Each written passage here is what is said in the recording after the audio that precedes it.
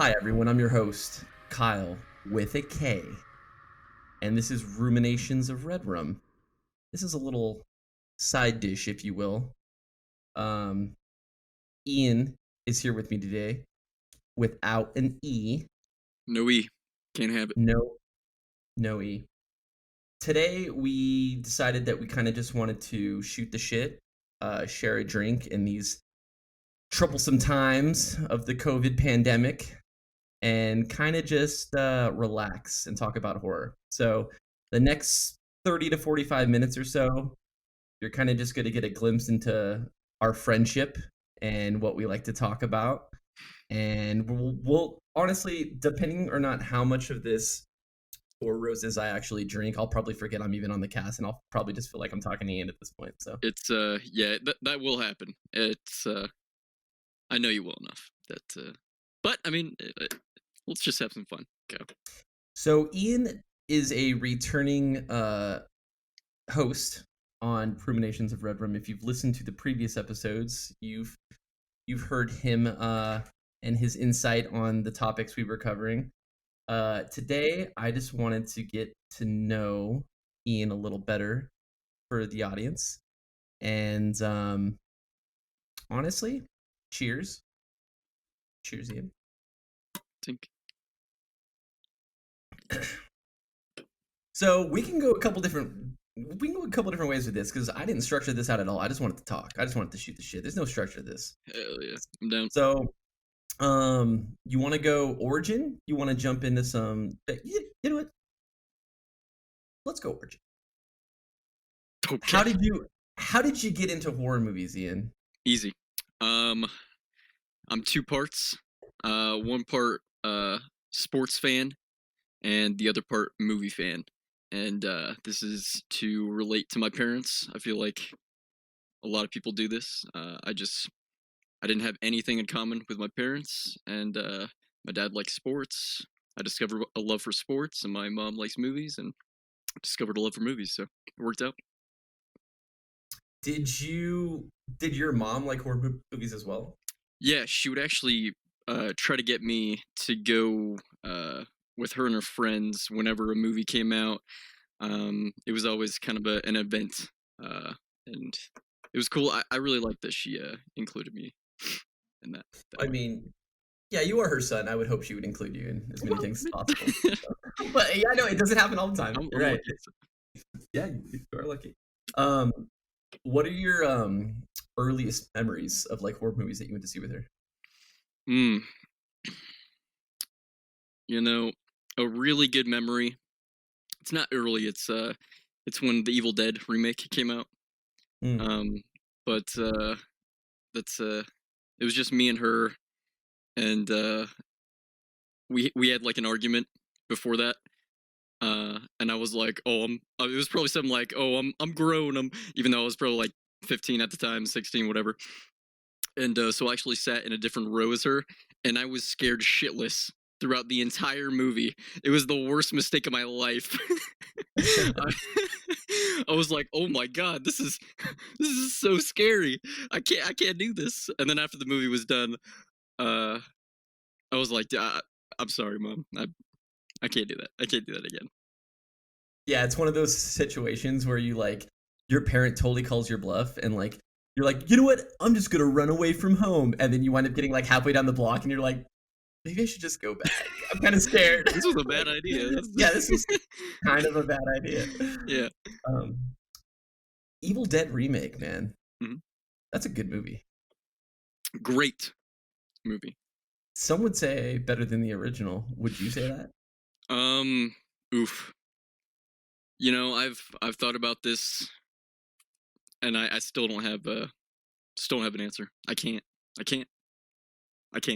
They're equally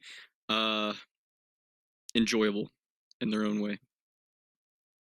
I think the fact that you can't answer it is a good sign that it's a good movie, at least. Yeah. Like the fact that it's not a, definitive, like, yes, the original Evil Dead is better. Like the fact that you can't answer that is a good sign, I think. Yeah, it's one of the best remakes in my opinion, or not a remake. Is it a remake? Yeah. like remake, reimagining Yeah, type thing, I yeah, guess. yeah. Yeah. I wouldn't call it like a reboot, but No, no.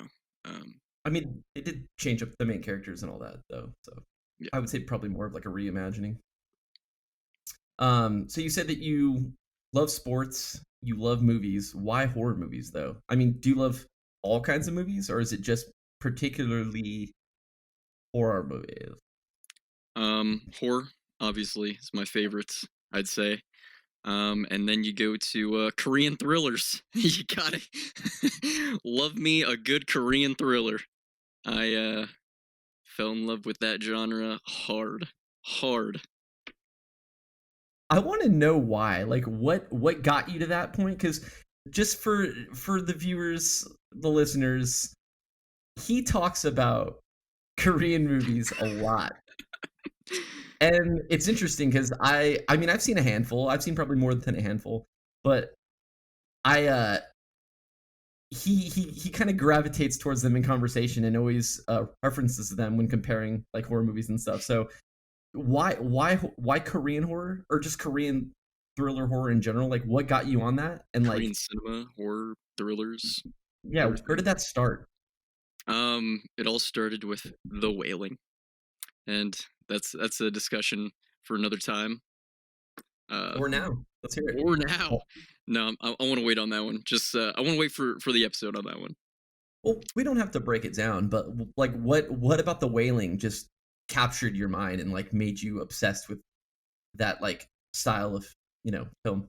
I've never seen a movie that long and been interested for 2.5 hours. Every second of that movie was thrilling, was amazing. Some would The say ending is a banger. Yes, yes, Kyle. Yeah, I was gonna throw in a bad joke. I'm really bad at that. But so the ending's really good. I haven't seen it. Um, it's still on my list. You've recommended it to me a million times. I don't know why I haven't watched it yet. I really need to go and view that. So the whaling kind of got you started on it. What kind of bled through? Like other films stuff. kind of caught your eye? Yeah, stuff that came after that is probably like Sympathy for Mr. Vengeance, Old Boy, Tale of Two Sisters, I Saw the Devil, Train to Busan also. Um, but those are all I just loved every single one that I watched, and there was no going wrong uh, with there's no going wrong with a Korean movie at that point. Is is it one thing in particular or a combination of things? Is it like the style of directing? Is it the soundtrack they use? Is it the cinematography, the like acting? What about it though is appealing to you? So I'm gonna say that most of them have a very grim ending. The a lot of them that I've seen have not had a happy ending, um, which is very unique uh, from watching American movies where mostly just end in happy endings Or because the good guy Americans always can't handle wins, it. Yeah, or the boy gets the girl, or the yeah. yeah, but it's just yeah. I thought it was very relatable and realistic. The endings. What have you been into lately? I mean, is there any new Korean horrors that you're into, or are you running through a backlog? Like, what are you watching lately? Um, Lately I actually haven't been watching a lot of horror. Well, except for getting through the Halloween movies. And it's been a chore for sure.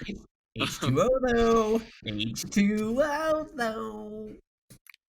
yeah, that was one of the movies. But yeah, I just have a backlog in my cupboards. I buy movies and I'm like, oh, because I'll buy like a collection, and then I just have a bunch of movies that I don't want to watch necessarily, but I kind of have to because I own it. Yeah. Um, the Halloween movies have been fairly enjoyable. The one with Paul Rudd, The Curse of Michael Myers. That one is probably the worst one by far. Um, and I didn't want to believe the hype. I was like, Paul Rudd, how how's Has he ever made a bad How movie? could Ant-Man go wrong, right? Yeah, exactly. But it was terrible. Yeah, he was terrible in that movie. He was so bad. It was terrible. Terrible acting, just terrible plot, terrible everything. Bad. And then H2O, it was enjoyable. I'll say. I'll say it was enjoyable. And then Resurrection, where I thought the first 10 minutes was actually a joke. Well, like they But put like a it was real. brief little It like was. a like a skit in the beginning just to throw people off. It was like an SNL skit, Yeah, and yeah, then it just goes into the movie. yeah. Because Uh, the whole theme, the plot of that movie is they're filming a TV show. oh, that's right. I forgot about that movie. I think I've literally blocked that movie from my mind.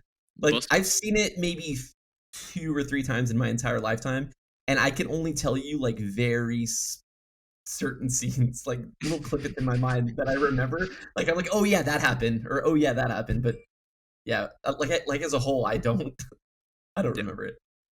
Yeah, Do you remember Buster Rhymes doing kung fu in that movie? I remember Buster Rhymes. I don't remember the kung fu, but that sounds like a thing. He was, as I said in the review in our Discord, he was the worst and best part of that movie. That would have been even cooler if he was like rapping while doing kung fu, like doing that fast rap. I don't know, Yeah. dude. I mean, you might as well at that point, right? After watching that, he's a gem. He's a gem. Oh, mm, That's mm, mm. How is your collection going, by the way? my movie collection. Yeah, because It's you've added a lot of shit recently. The Ring movies, the Japanese oh versions. yeah, yeah, yeah. But Um, I forgot I was getting into Japanese horror as well. Uh, yeah, which is I did not want to. You know what? I wanted to like Japanese horror, but every movie that I watched was bad. Um, and then I watched The Ring, and I was like, I watched Ringu, and I was like, you know what? I'm kind of getting the theme of these Japanese horror movies. I'm, right. and then I watched Ringu 2, and I was like, okay, you know what? I'm starting to appreciate. I'm starting to appreciate what's happening here. And then I just fell in love with the other Ringu movies. If you had to pick out 3 movies off the top of your head from your collection to recommend, like, okay, let's say somebody who's not into horror comes to your house. You just got a spanking new girlfriend. You guys are Yeah, hanging out. She's not into horror, and she's like, you know what? Take 3 movies off your shelf, and I'll take them home and watch them. What 3 movies do you give her Evil from Dead your remake collection? from my Okay. collection. Yeah, Yeah, yeah, from your collection. Evil Dead remake, Suspiria. The Amazon That original one, right? yeah, yeah, yeah. That's the one. No, the Dario Argento. That's a tough watch though for a new someone getting into horror. But I feel like it's just the colors and sound will be enjoyable enough. Um, you said 3. Yeah. Okay. I do Tale of Two Sisters as well. Okay. That's another Korean one. So I have to give you props where props is due. Um, I was not incredibly into like Italian horror before I met you, actually. I've seen some here or there. I knew Dario Argento actually from Dawn of the Dead and his close work with George Romero on that movie. That's really the extent, which is crazy how I could be so into horror and not really branch out into Argento's films, but Mhm. you kind of I wouldn't say you pushed them on me, but you encouraged them. I think you knew that I would like them. So Yeah. like you kept insisting I watch these movies, and honestly, like I can't thank you enough for showing Argento to me. I'll tell you right now, as the audience may know if they're following through the previous episodes, I'm really into slasher movies, and Deep Red to this day now is one of my favorite slasher movies of all time. It's not as good as the 1978 Halloween to me, but it's because that just holds a special place in my heart and a lot of nostalgia. But Deep Red is a close second, if not almost tied. That's how much I love that movie. Um, yeah, it's just fantastic. And I know that most Argento fans, as a collective whole, are really into Suspiria, and I think there's so many good qualities from those movies. But I want to hear more about you and your opinion on the Argento movies. You being into them before I was. How did you get into Argento? And what was your first Argento movie that you watched? So it was a while ago. I can't remember exactly, but I knew I wanted to get into foreign films because I was kind of getting sick of just watching English American horror. Um, so I just looked up on Google. I was like, best horror movies of blank country, and there'd be like 12 movies, and I just go through that list, start watching them. Um, I wanted to do Italian movies because I'm of Italian heritage, so I kind of wanted to see a little of Italian culture. And Suspiria was the first one I got into with Dario Argento. And I was like, wow, this is awesome. He's a great director. Great, bringing in Goblin on all of his movies. I watched Deep Red after that, um, and then I just went through a lot of his movies. I can't even remember. But Tenebrae, Opera, and then some other ones. But yeah, I mean, great. He's a great director. Great director. I love the way he tells stories, and I love giallos now because of him. Yeah, no, I agree with you on that. I mean, because there's a pretty big age gap between you and I. I think we're like 9, 10 years apart. Hmm. And but when we started talking about horror films, like that almost that age wall that people create in their minds, like broke down for me. Like I didn't feel like I was talking to somebody that was 10 years younger than me. I felt like I was talking to, like, not to say that somebody that's younger is like not equal. That's not what I mean. But I mean in the sense of like just experience, knowledge. There's a way that a certain age carries themselves, and you never carried yourself as somebody that was 10 years younger than me. I wouldn't have even guessed if you didn't look like a 12-year-old boy. But Or girl. that being said, or girl, or girl. But yeah, no, I remember the first time we ever hung out. We watched Suspiria Mhm. at my house, and that was my first time seeing it. And it's funny just us going back and forth and nerding on like the shots and the colors, and like at that moment I was like, yeah, this guy's cool. Like he knows his stuff. Like Yeah. we're into the same shit. Um, it was fun. It was a lot of fun. And then after that, I watched Deep Red and then Tenebrae, and then the list goes on. But there is a few more I have to lock in. I haven't seen Inferno. Oh, Inferno. Um, Yeah, yeah. That's a great one yeah, as well.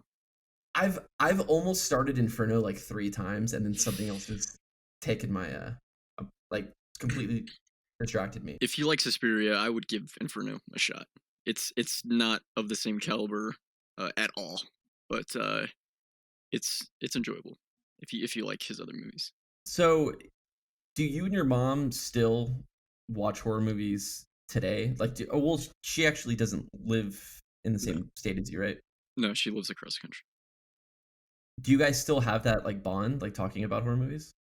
Yeah, yeah. Whenever I go visit her, we usually try to watch as many horror movies as we can. You just visited her not too long ago, right? Yeah, Did you watch anything while you were down there? yeah, yeah. A lot. Um, So beat it to me, man. What'd you watch? a lot of new stuff too. It was awesome. But my mom loves terrible movies. Um, uh, not terrible movies, but not well known movies.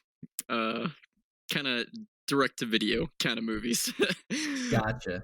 So we watched a lot of those, a lot of Shutter originals. I got into the Ringu films. We watched Audition together for the first time. Ooh, Um, was that your first yeah, viewing as well? yeah, I think it was my first time as well. Ooh, I didn't know that. Yeah, and she was creeped out. I, it was a good time. Um, We watched. I watched. What's that Leslie Vernon movie? Behind the Mask. Leslie Vernon. Have you heard of it? Oh, I know Leslie Vernon. I'm not sure of the movie you're talking about though. Okay, it's kind of a documentary style slasher movie where they're they got in touch, a camera crew. I think they're like podcasters, or they're doing something for college. But they got in touch with a serial killer, and they're just filming him and his routines when he's going to kill someone, and it's a it's it's a different movie. It was enjoyable up until the end. It has a really bad ending, but the first half is great. Is great, very unique. Interesting. Okay. Well, that's cool. I know right now I'm actually so I just bought a jean jacket for the winter. Nice. And there's there's more to the story. Let me finish. I just bought a jean jacket for the winter, and I have a few horror patches that I'm going to sew on that bad boy. Yeah. So I'm customizing my own horror jacket for this winter. That's cool. I'm That's pretty cool. excited about it. I'm not gonna lie. I have some patches that I want to leave a surprise for you, but Ooh. Okay. I'll tell you a couple of the ones that I'm personally putting on. I got okay. So first and foremost, on the back, dead center, right between the shoulder blades, I got my boy Vincent Price. It's gonna be a little tribute to him. It's gonna look dope. And the two movies I'll tell you that I do have on there is Dawn of the Dead and 28 Days Later. Oh, okay. I got both those patches on there. But if you had to create a jacket of your own, Ian, a jean jacket. Yeah. Little Canadian tuxedo. What's some patches you put on there, bro? What are some patches? What are some patches? Like, these are things that people are gonna see on the street, judge you with their eyeballs. With their eyeballs. Undress you, maybe. I don't know. It could happen. I would put a Jason Voorhees mask. Classic. If I could find a Descent patch, you already know what's going on there. Yeah, I do. You already know what's going on there. I fucking know. Yeah. I try to get a werewolf patch, like maybe an American Werewolf in London patch, or something I get my hands on. Yeah, because you don't go classic OG Wolfman like Universal Monster, because you're not into those movies, right? Yeah, it's a little out of my my age range, unfortunately. I don't think that's a thing. I don't think that's a thing. It totally is a thing. It totally is a thing. Okay, so my parents. I think it's a mindset. Oh, it is. It is. My mom and my stepdad, they hate when I put on a movie 10 years older or before. I don't know why. I don't get it. They can't watch older movies. I'm putting quotations up. You're really missing out on some bangers, man. I'm telling you. I know. You're really missing out on some bangers. I know. But unfortunately, every movie that I've watched from the 60s, I'm gonna say majority of the movies that I've watched from the 60s have just not been enjoyable. Do you have one example of like a high profile horror movie from that time period that everybody loves that you just could not enjoy? That's a good question. That's a good question. I only ask the good questions, Ian. I don't know why you haven't realized this yet. I don't know. I'm just more of a 70s kind of guy. I just feel like it's. I don't like saying this because I hate when people say this to me, but I feel like it's a little too old. I feel like it's a little too old, and I'm so hypocritical. So hypocritical. Is it the acting? Is it the pacing? Is it just the fact that it's in black and white sometimes? Like, what is the problem with it? It's the acting. It's the culture. It's just such a different culture back then. It's a different time, yeah. It's a different time. It's too unrelatable for me. So, in order to enjoy a horror movie, it needs to be somewhat relatable to you? Yeah, I mean, I think that's a a fair statement for most people, right? I mean, I guess I don't know if I would agree. I mean, a lot of the reason why I enjoy the horror movies that I enjoy is because they're situations or circumstances that I would never be in. So they're kind of unrelatable Yeah, in a lot of yeah, ways. yeah, But yeah, yeah. There's I like mean, yin yang to that though. I mean, I yeah, think they go hand in hand. yeah, no, I agree with you. I think Mitch, which is the president, the chief, the emperor, Ambassador. the ambassador of the Ruminations Radio Network, we had a conversation about that, and I told him that a lot of the one reason why I think I may like slashers is because a lot of the like nightmares I have or had as a kid is like me running away from like a singular figure or like being scared by like an unstoppable force kind of person or thing. So Yeah. maybe it does, maybe it is. That's how I relate to it. Maybe that's why Hmm. I'm so into it. So yeah, I guess there is a yin and a yang. Yep. Um, I don't know. There's just a few though that you need to watch. I mean, I would say even a good recommendation. It's not necessarily horror, but they're just so well written and they're pretty relatable to today. A lot of them.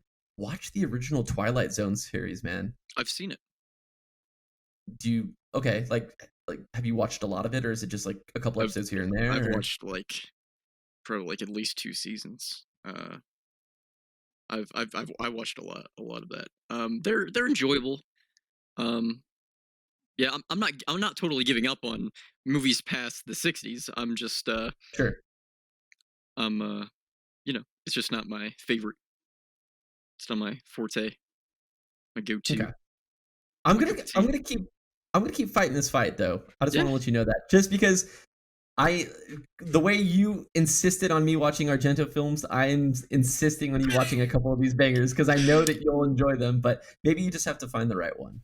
Do you want more and amazing and awesome content just like this? Great shows with fun hosts? Do you want to indulge in some great discussion and rumination on a variety of topics? Join us at ruminationsradionetwork.com, the newest home to a diverse cast of podcasters and masterminds.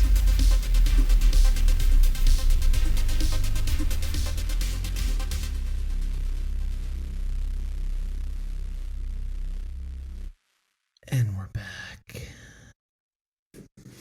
So Ian, Kyle, we talked about doing a horror cast for a long time, bro. we did. We have a long time.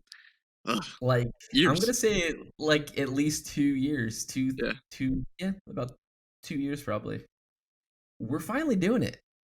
yeah. How do you feel about how this is going, and how do you? I don't know. Give me the realness. This is just us talking right now. Nobody's listening to this podcast. Realness. Um, Realness. How do you I'm feel this is excited. going? I'm excited for the future. I'm excited for when we get our rhythm and start talking how you and I used to talk at work about horror movies that we watched the previous day or of the week. Okay, so you're excited to just get. Yeah, no, I got you. Evolve. The formula's evolving slowly but surely. I think this is a great start to that evolution. Mhm. I kind of like what we're doing right now, and I think this is going to give a lot of our listeners an insight of who you are and kind of like what your background is. I'm excited too, man. Like I've said in my intro cast on Ruminations from the Red Room. Sorry, Mitch. I love you. I almost confused our titles for a second. As I've talked about on there, I'm doing this because I genuinely like talking about horror, and you're one of the people that I like talking to about horror the most. So, I have fun having these conversations with you, and we are also going to be doing a little cast with Georgie as well, but that'll be another day. Um, so if you had one message that 100 episodes later you're gonna listen to this message and see if it came to fruition or see if it's even remotely the same feeling as you have now, what would you say? about how this is going and your thoughts on this cast. When it inevitably blows up, we become Rotten Tomato certified. We're going to red carpet premieres when COVID is over, and we're sipping our whiskey at the hotel bar after that, so-called event. Tom Savini and Tom Savini and the typicals, the casuals, Yeah. That's a good question. That's a good question, Kayla. I'm pretty set on I don't really look into the future. I like to live in the moment. I never really get excited for anything. I'm just here for the ride, and I'm if we make it and we're Rotten Tomato certified and we're sipping margaritas and whiskeys on the in Malibu. That's I don't even know where Malibu is. I don't think they have like movie premieres in Malibu either. We'll just say like Colorado or something. Oh, movie premieres. Yeah. Hollywood Boulevard for sipping whiskeys. Sipping whiskeys and Hollywood Boulevard. I'll still just be living in the moment. So I'm excited for where this takes us. Cheers to that, good sir. This has been another episode of Ruminations of Redrum. I'm your host, Kyle, with a K, and this is Ian without an E. No E. No E. Any parting words, Ian? Stay frosty. And especially stay spooky.